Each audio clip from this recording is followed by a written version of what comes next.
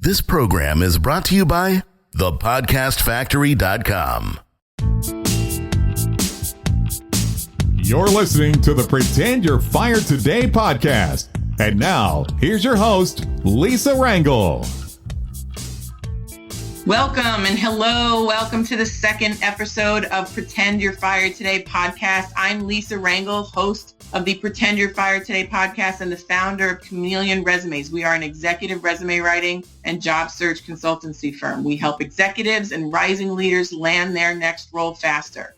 I'm excited to be here chatting with you, and I know we're going to wake you up and talk some job security truths here today. Last episode, we talked about the only way to truly protect yourself from job loss is to pretend you're fired today and make a list of things that you would do to start finding your next job and do them while you're working. Always have this list in the works. Having your resume ready and your network primed is the best path to always be working and not have gaps between employment.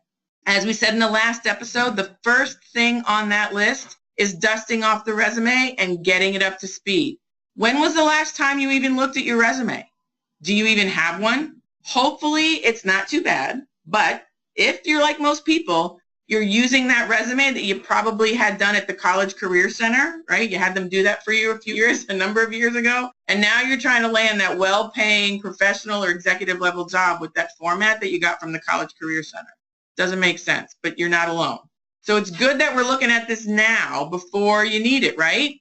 Being proactive is going to pay off, I promise. So give yourself a pat on the back for being proactive here. Bravo, bravo.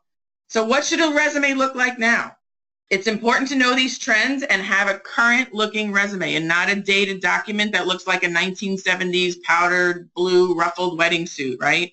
Looking current is key. So some of these resume trends are from 2017 and we're going to go over them here today.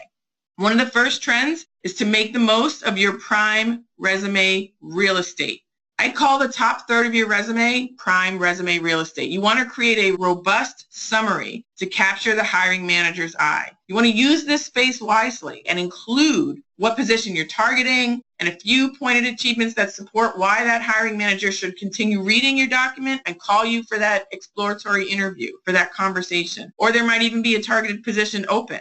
You want to make sure you're motivating them to call you. Don't use this space to state the obvious with the word summary or any other obvious fluffy description. Using the word summary in the top of your resume is such a waste of space and it screams Captain Obvious to me. Use that space smartly by stating the targeted job that you're going to be going for and using this resume for. The next trend is you want to customize your resume for the audience, not even just the position. You have to do that too, but you need to customize it for the audience. Don't send the same resume to every opportunity. If you're sending your resume to a third-party recruiter, you need to motivate that third-party recruiter to want them to send you to their clients. That's how they get paid. Whereas if you're sending your resume directly to a company, you're going to need to address how you will create results for that particular company and make their life more productive in hiring you. Factor these perspectives in when you're sending your resume to either a corporate recruiter or a search firm recruiter or your friend as an employee referral. You got to ask yourself, what's the motivation of that person receiving your resume? And then write it from that perspective and address that point in your resume summary. I'm going to show you a strong example of this. If you go to resumecheatsheet.com, my highly instructive resume cheat sheet and the correlating training will show you how to do this fast so you can have your resume ready. Again, that's resumecheatsheet.com and you'll be able to get the example of what it should look like. Moving on to the third trend, you want to lead with your achievements early. Older versions of resumes waited until the employment section to put in achievements. But I say actually today, you need to pick one or two of your most relevant, proudest wins and put that into the summary section, even before someone gets to your employment section, so you can have an impressive punch that hiring manager is going to read when they read your resume. Put your best foot forward. Lead with your accomplishments early in the summary. Motivate them to keep reading and call you for that exploratory interview conversation or just to learn more about you, since we're doing this all before you need it. And then you'll also put the achievements in the employment sections. But gone are the days when a summary is very long or there's no summary at all. In today's employment marketplace, they're shrinking attention spans. An executive and a professional, when doing their resume, must lead with a very strong first impression, and that's in that top third of the resume. And the summary should contain their crowning, most relevant achievements that are relevant to that job. This will keep the reader engaged in 5 to 10 second increments, and you're going to motivate that person to keep reading and call to learn more about you. Next, you want to make it easy for the readers to digest your information. A better way to say this is to use whitespace, whitespace, whitespace, right? Cramming that content into multiple information-dense, multi-line paragraphs with little white space around each one is enough to make a reader feel assaulted and not want to keep reading. So you need to make it easy for them. You need to make it feel like they're breathing as they're reading. When recruiters see very dense documents, they don't want to read them. It's like an effort.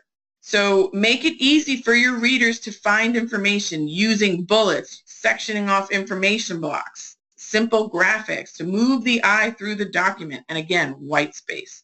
When you go to resumecheatsheet.com and go on to the correlating training, you're going to see about 4 or 5 examples of resumes in that video training that demonstrate this fact. So make sure you download that cheat sheet and go to that training. Next, as you're writing, you want to write tight.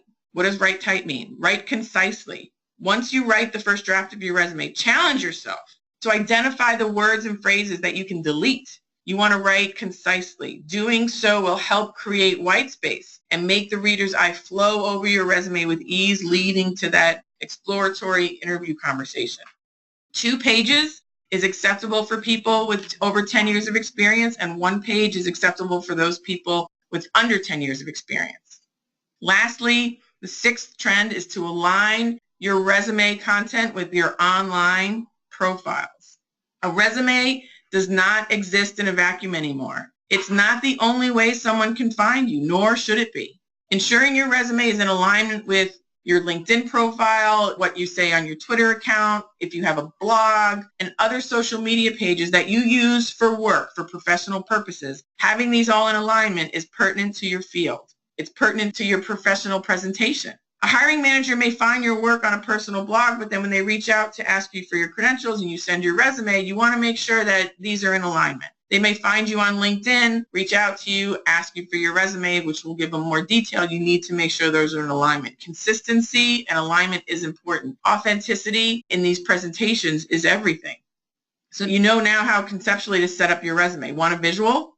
It would help. So go to resumecheatsheet.com and download a visual example on how to write and format your resume. And you'll also get access to our free training that will help you do this and do it well. Bottom line is this. You do not need to practice this concept, pretend you're fired today list perfectly. And you don't want to be so paranoid about getting your resume done and asking people information about your background at work to make sure you get all the details. And you don't want to be so diligent about everything that people get a sense that you're looking for a job and you get fired. You don't want this to become a self-fulfilling prophecy. However, the key is to do a little bit of this every day, each week, so your documents are ready and you're on top of your network and you know your stories and you're ready to go at any point. This way, if you need it, you will have built it before you needed it. That's the bottom line here. And if you're not currently working, then you can put this stuff on overdrive and accelerate the results from your efforts and audit what you're doing. So let's take action on today's episode. Download resumecheatsheet.com and start comparing your resume to the sample that I have for you to use. And what do you see that's similar? What do you notice that's missing? And have that cheat sheet ready and downloaded for the next episode, where I'm going to show you the secrets to finding the right keywords that hiring managers will use to find you when they search for somebody like you and your expertise. Remember, for the next few episodes of the Pretend You're Fired Today podcast, we're going to go through a list of tactics and activities that you need to do to ensure that you are never knocked out from under your knees if all of a sudden you were fired. We're going to pretend it happened, and we're going to be ready. My friend saved me from this feeling with her priceless advice of pretend you're fired today and having me get started on this stuff ahead of time. And it saved me. It saved me personally and professionally, and I'm paying it forward with you. And I ask you to pay this sentiment forward and share it with as many executives and rising professionals who you feel would benefit from this, and have them build it before they need it. I want you to build it before you need it. So let's get a jump on that first item, being having your resume ready, from that, which should be the first item on your Pretend You're Fired Today activity list. And let's go to resumecheatsheet.com, download the freebie there. There's a free resume sample that has a ton of instructions on how to execute your resume and do it easily. And there's also an accompanying training. And we're going to tackle the next steps on finding keywords for your resume in the next episode. See you then.